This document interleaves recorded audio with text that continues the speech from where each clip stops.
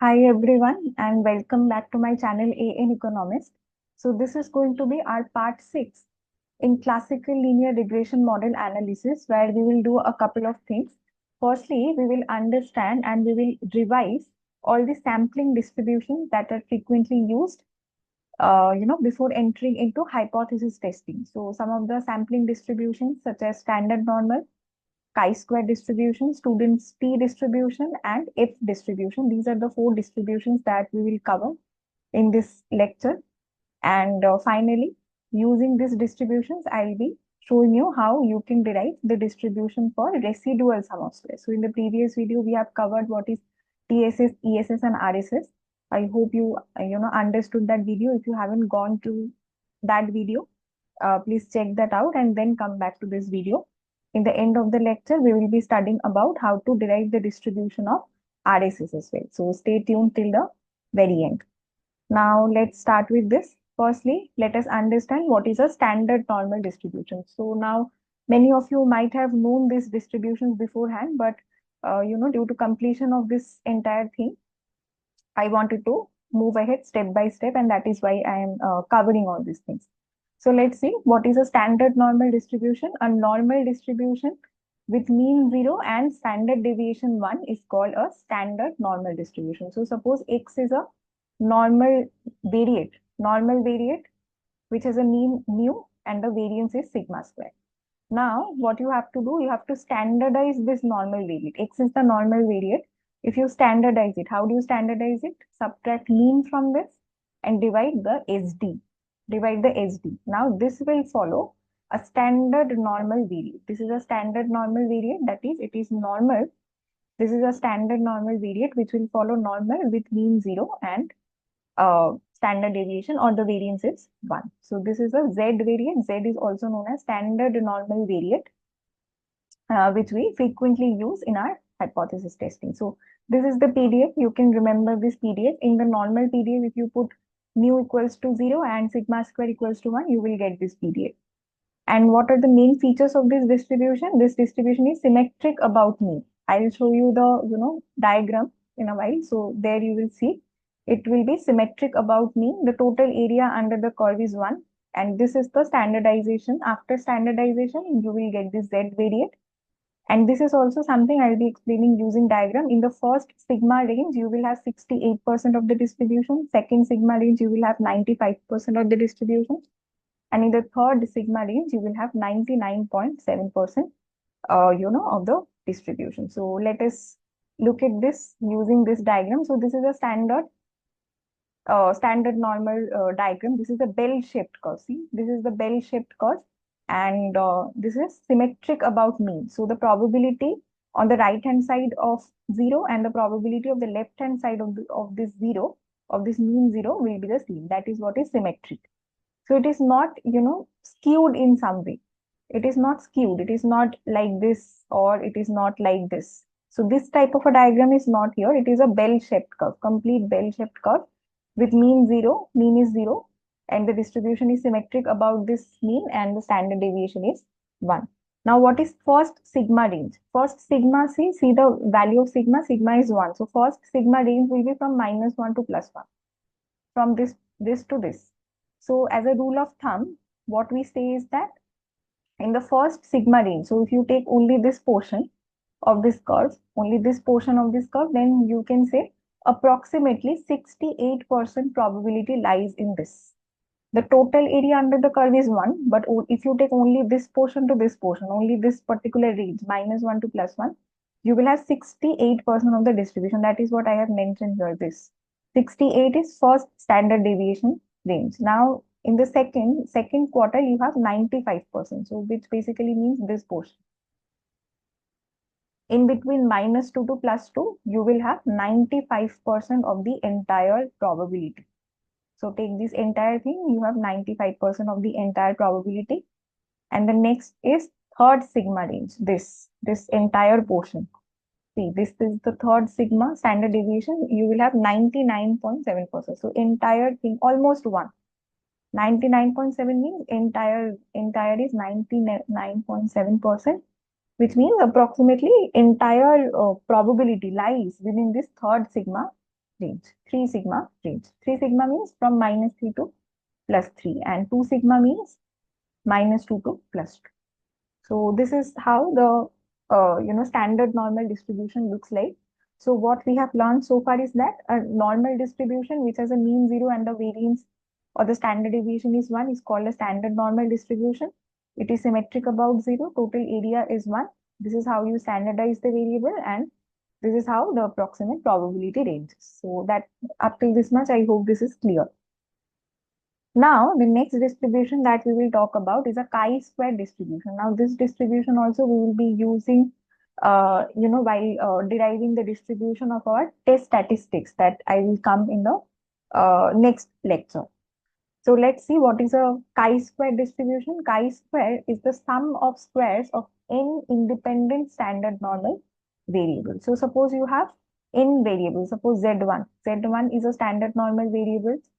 Z2 is a standard normal variable. And in this way, you have Zn is also a standard normal variable. So n independent standard normal variables.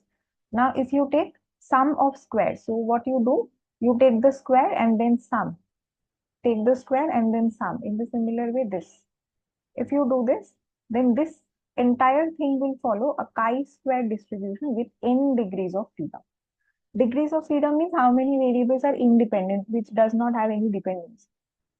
So this is how you define a chi-square distribution, sum of n independent standard normal variables. And it is widely used in statistical inference, especially in hypothesis testing and confidence interval that I will show you in next videos. Now, this is the PDF. If you want, you can remember this, but it's not that important. The important thing that you have to know is that it is non-negative. It cannot take negative values, and it is right skewed. So the distribution looks like this. Right skewed means this. This will be the type of. So longer tail towards the higher values of x. What is right skewness? Right skewness means when you have longer tail towards the higher values of x. Towards the higher values of x, you have longer tail. Then it is a right skewed distribution. As n increases, it becomes normal. So I will show you this in the diagram also. So these are the things you need to remember. Also, the mean of the variate is n and the variance is 2n. So these are the three things that are very essential and crucial for you to remember. Remember that chi-square distribution is always takes non-negative values. So see, here I have not extended this axis. Here you do not have anything. Negativity is not allowed. So only distribution starts from the positives, from 0 basically. So only the positive values are allowed, not non-negative values has to be there. It is a right skewed distribution. As n increases, it becomes normal distribution, and the mean is n and the variance is 2n. Another important property is the additivity property, that you take two chi-square variates. X1 is chi-square with n1 degrees of freedom. X2 is chi-square with n2 degrees of freedom. Then their sum will follow a chi-square distribution with n1 plus n2 degrees of freedom. That is what I have shown here. X1 plus X2 follows chi-square with n1 plus n2 degrees of freedom. So this is the additivity property. And this I have told you earlier, that limiting value as n tends to infinity, as the degrees of freedom goes to infinity, chi-square distribution approaches to a normal distribution. So let us see how the graph looks like. This is the chi-square distribution. See, this is the right tail starting from 0. It cannot take any negative value, so it has to be start from 0. Then it goes like this, and it is a right skewed distribution. See, longer tail towards the higher values of x. As you go to the right, you have higher values of x. So when there is longer tail towards the higher values of x, then you will say it is a right skewed distribution. The mean is n and the variance is 2n. And as the value of n goes up, as the value of n goes up and it goes to infinity basically, as it goes to infinity, what happens is that chi-square distribution tends to normal distribution. That you can see from this particular diagram, this white line, when the degrees of freedom was 3, this was the diagram, this was the graph, or this was the chi-square distribution. As n goes up to 6, when the degrees of freedom goes up, the distribution looks like this. The right skewness is reduced. See, the right skewness is reduced, and it approaches towards the bell shape. And as you increase it further, that is, it becomes 2s. See, it is almost This is almost a normal distribution, bell-shaped curve. Right skewness molds into a bell-shaped curve. So as you keep on increasing your degrees of freedom, the chi-square distribution moves to normal distribution. So this is the limiting property of chi-square distribution. I hope you got a good revision on this. Now let's see what is t distribution. T distribution, or what we call as student's t distribution, is a probability distribution that is used for small sample hypothesis testing. When the population variance is unknown, when I make you solve questions on this, I'll explain why this is so. So population variance, when population variance is unknown, you use the t distribution. It arises when estimating mean of a normally distributed population with a small sample size. So this is what you have to remember, two things. It is used for small sample size, and the second thing is that it is used when the population variance is unknown. Population variance is unknown. This is the probability density function. You may not remember this. I have given you just for your information. The important thing is that it is also a bell-shaped and symmetric curve. T distribution is a bell-shaped distribution which is symmetric, like standard normal distribution, but with heavier tails. I'll show you the diagram. The shape depends on the degrees of freedom. Expectation is 0, and this is the variance. N upon n minus 2. This is the variance. Now, shape behavior. For smaller n, the distribution has heavier tails than standard normal distribution. And again, as n approaches 0, t distribution also approaches to standard normal distribution. And dependency on the degrees of freedom, as smaller n, heavier tails, greater variability, and larger n gives you close to normal distribution. Now, this is the most important thing. This is the most important thing that you need to understand. Or if you know this already, you need to brush up your knowledge on this. So what is the relationship between t distribution, standard normal, and chi-square distribution?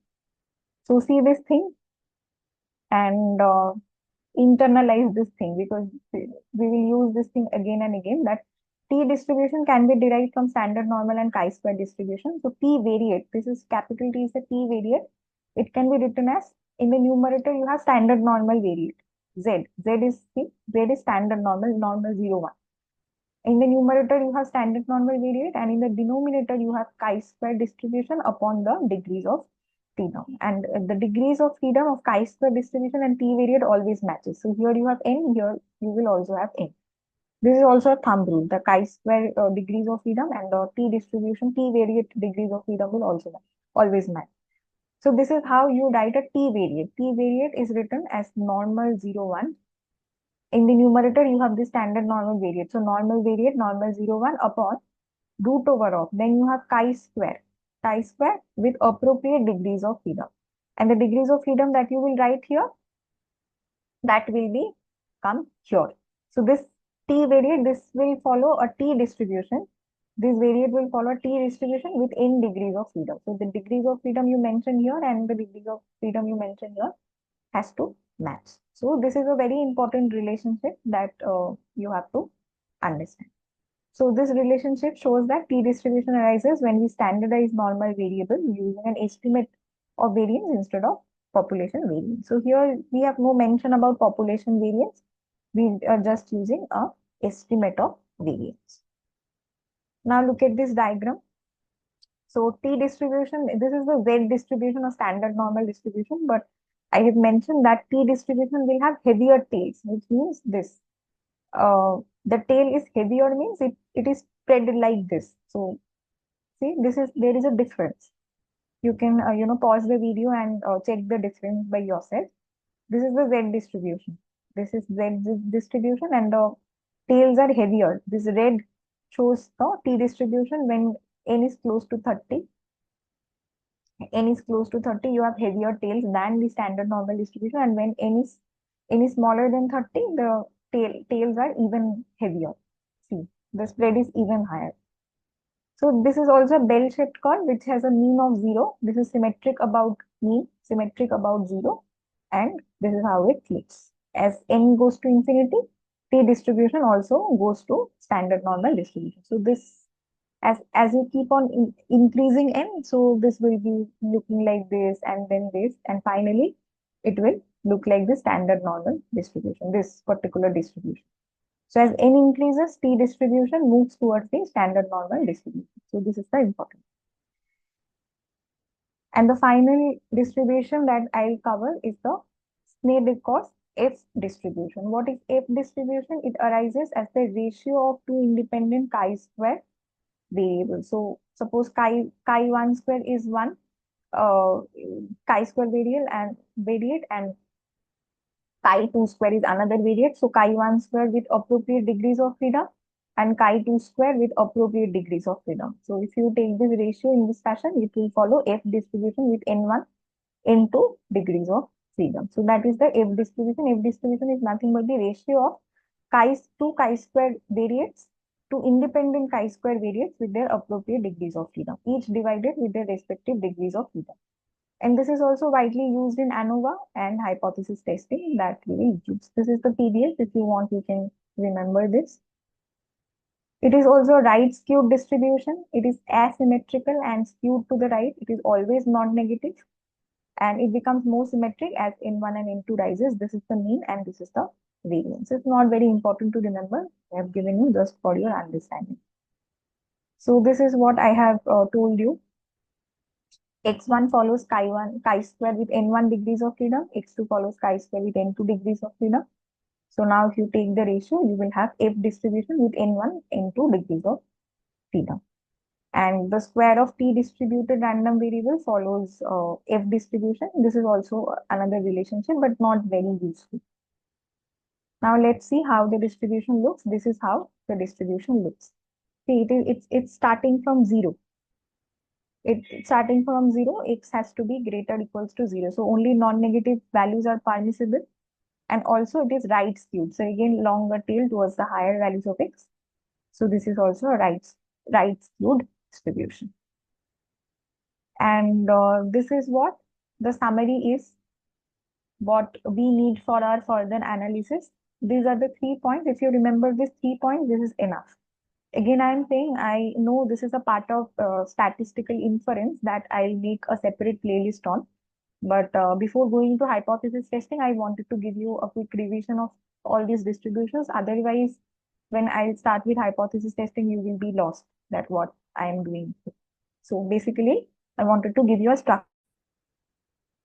Okay, so now let's take a look at this summary one by one. So the first point says the chi-square and the standard normal relationship. As I have mentioned, suppose Z1, Z2, and Zn are n independent standard normal variates. That is, each Zi follows normal 0, 1. Then their sum of squares will follow a chi-square distribution. This is the first important point. The second point says T distribution has a relationship with chi-square and standard normal. T is a variate which in the numerator takes the standard normal variate upon root over of chi-square upon the degrees of freedom. This will follow T distribution with n degrees of freedom. And finally, you have F distribution. F distribution has a relationship with chi-square, where if you have x1 following chi-square n1 degrees of freedom, x2 following chi-square n2 degrees of freedom, and if you take ratio of them, you will have F distribution with n1 into degrees of freedom. Now, if you have this much knowledge, then we can derive the distribution of RSS. We can formally see what will be the distribution of RSS. How will you write RSS? I from 1 to n, epsilon I cap square. This is the RSS, which can be further written as I from 1 to n, yi minus alpha cap minus beta cap xi whole square. This is what is RSS. Now, if we look at this original CLRM model, alpha plus beta xi plus epsilon I, and we take expectation on both sides. So see, firstly, observe one thing, that this epsilon I follows a normal distribution. And since yi is a linear combination, yi is a linear combination of epsilon I, then yi will also follow a normal distribution, right? So this is linear function. Yi is a linear function of epsilon I. So yi will also follow a normal distribution. Now, what will be the mean and the variance of this yi? So take expectation of yi on both sides. If you take expectation, this will be alpha, this will be beta xi. Alpha and beta are parameters, scalar quantity. So expectation will not be on that. Expectation will be only on epsilon I. So now this expectation is 0. So expectation of yi is nothing but alpha plus beta xi, right? And what will be the variance of yi? Variance of yi, again, it will be only on this variance of epsilon I, which is nothing but sigma square. So what we can write yi, we know yi follows a normal distribution which has a mean of alpha plus beta xi, and the variance is sigma square. So I hope this much is clear. Why yi follows normal distribution? Because yi is a linear function of epsilon I. Since epsilon I is following normal distribution, yi will also follow a normal distribution. Now, if you have this knowledge, now how do you standardize? If you standardize, what will you get? Standardization means take this minus the mean. Mean is alpha plus beta xi. And the standard deviation is only sigma, right? See, this is the variance. Variance is sigma square. So standard deviation is sigma. So this will follow a standard normal variable. So I have just, told you how to standardize the things. Let me go back.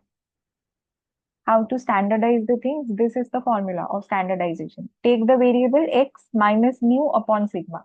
So here our variable is y or yi, whatever you say. Yi minus the mean of yi upon the sigma or standard deviation of yi.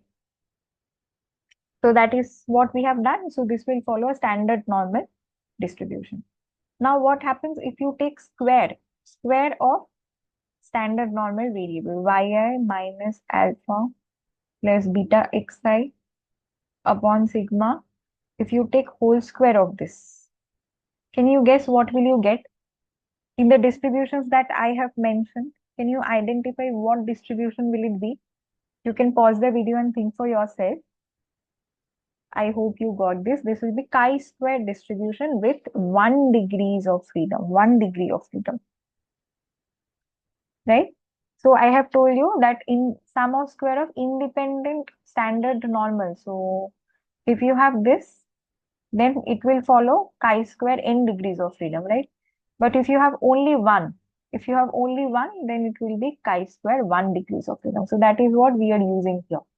It will be chi-square with 1 degrees of freedom. So degrees of freedom basically means that the total number of observations minus the parameters that we are estimating. Now what we can do, we can take the sum on both sides. Sum of independent, n number of independent standard normal variates yi minus alpha minus beta xi upon sigma whole square. So if you do that, yes, you will now get chi-square n. Right? Now what you can do, you can put the estimated values. You can put the estimated values yi minus alpha cap. See, in the previous line, I have not mentioned alpha cap and beta cap. But now if you substitute the estimated values of them, this will be squared and this will be squared and this will follow chi-squared. Now what will be the degrees of freedom? See, here you have n degrees of freedom. Since there is no dependency, see, alpha cap is not there, beta cap is not there. But now if you estimate this alpha and this beta, two dependencies are there. If you estimate alpha and beta, two dependencies additionally will arise. So what will be this? What will be this? This will be n minus 2. This will be n minus 2. Why this is so? Let me write degrees of freedom. What is the definition of degrees of freedom? Degrees of freedom is total observations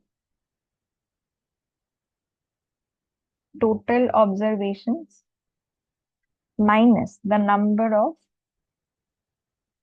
parameters estimated. Number of parameters estimated. So here if you see, this is total number of observation is n and no parameters were being estimated. So this is only n. N is the degrees of freedom. But here if you see, total number of observation is this and two parameters are estimated. See, this is one parameter estimation. This is another parameter estimation. So this two will be there. So this is what you will have. So now what you can write above the numerator is nothing but RSS. See, summation I from 1 to n yi minus alpha cap minus beta cap xi. This is how we started things. This was our RSS, what you have here. So you can replace that upon sigma square. So this will follow chi square with n minus 2 degrees of freedom. And now we have said that what is the expectation of chi square? Expectation of RSS upon sigma square. This will be simply n minus 2. Why this is so? Because chi-square distribution has a mean of n. Let me go back. See, here, chi-square distribution will have expectation is simply n and variance is 2n. So, this is what you will have. So, this will be the distributional assumption that we will make in order to approach to hypothesis testing, and I'll show you in the next lecture how you can use this in order to derive the test statistic distribution of beta and alpha. We will perform the individual tests of alpha and beta, and we will solve numerical questions on that as well in the next video. So stay tuned for the next video. I hope you find this video helpful. If you have any doubts anywhere, you can let me know in the comment section. And thank you for your time. And if you like this video, do give me a thumbs up and do subscribe to this channel in Economist so that I keep on making such useful videos for you. Thank you for your time.